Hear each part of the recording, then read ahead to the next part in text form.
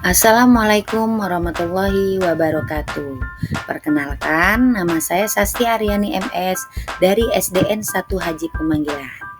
Nah, hari ini anak-anak kita belajar pendidikan agama Islam dengan materi iman kepada kodok dan qadar. Nah, sebelum kita belajar, mari kita berdoa dulu ya nak. Bismillahirrahmanirrahim. Robbi zidni ilman warzuqni fahman. Amin ya robbal alamin. Nah, selanjutnya Ibu mau tanya, apakah ada yang sudah tahu apa itu iman kepada kodok dan qadar?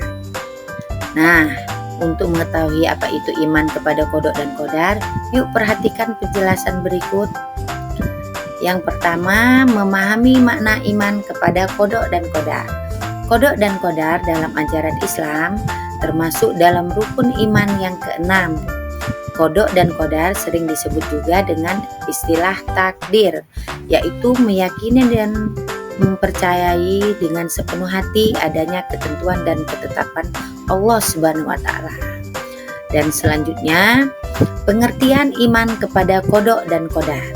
Kodok dan qadar adalah sama-sama merupakan ketetapan, keputusan kehendak Allah ya Subhanahu wa Ta'ala atas seluruh makhluknya.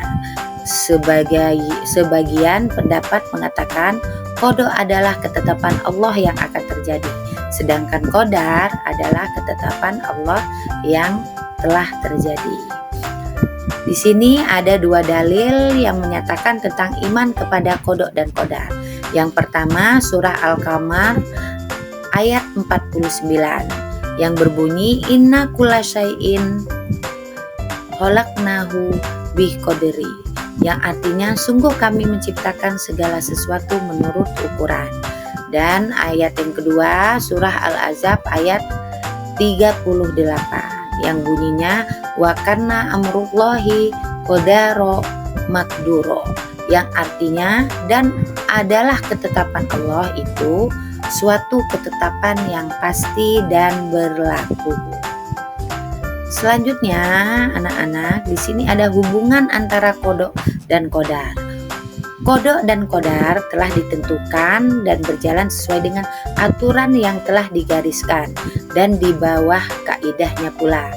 Dengan perkataan lain, segala yang terjadi di jagat raya ini seperti peredaran matahari, bintang, bulan, dan rotasi bumi dan sebagainya bukanlah suatu kebetulan ya nak, melainkan sudah ditentukan oleh Allah Subhanahu wa Ta'ala.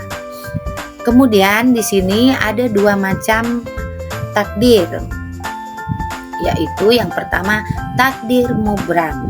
Takdir mubram adalah ketentuan Allah Subhanahu wa Ta'ala yang berlaku atas setiap diri manusia tanpa dapat dihindarkan atau ditawar-tawar lagi.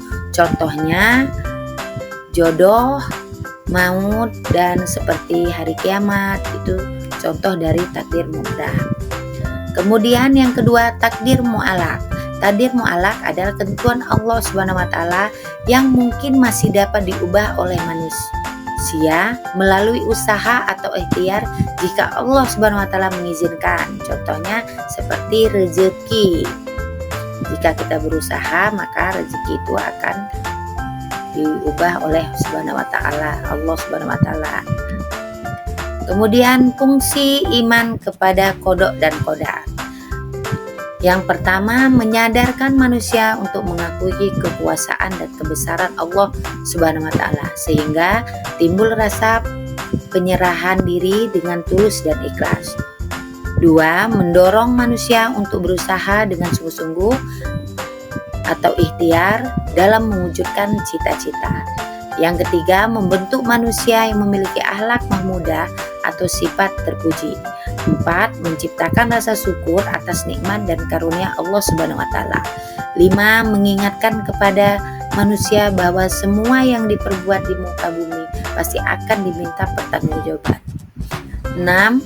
Manusia menjadi termotivasi untuk bekerja dan berusaha dengan benar menurut pandangan ajaran Islam.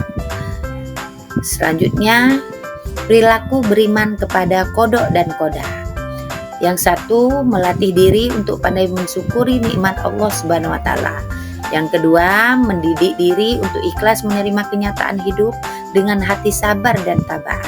3, cukup tenang dalam hidup ini dan tidak mudah terpengaruh lingkungan. 4, berusaha untuk dapat mengendalikan diri dan tidak bersikap sombong. 5, melatih diri untuk sabar dan tabah. 6, senantiasa berprasangka baik kepada Allah Subhanahu wa taala ketika mengalami kesulitan hidup. 7, selalu meyakini bahwa semua yang dialami manusia adalah ujian dari Allah.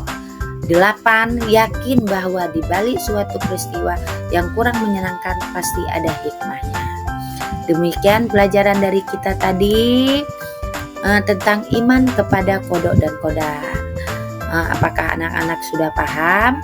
Jika belum paham, maka tanyakan langsung kepada ibu. Cukup sekian pelajaran kita pada hari ini.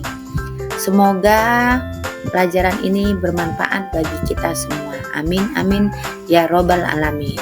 Sebelum ibu akhiri, mari kita menutup pelajaran kita dengan cara berdoa. Bismillahirrahmanirrahim.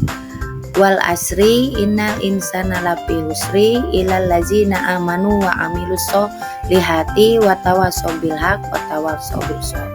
Ibu akhiri, wassalamualaikum warahmatullahi wabarakatuh.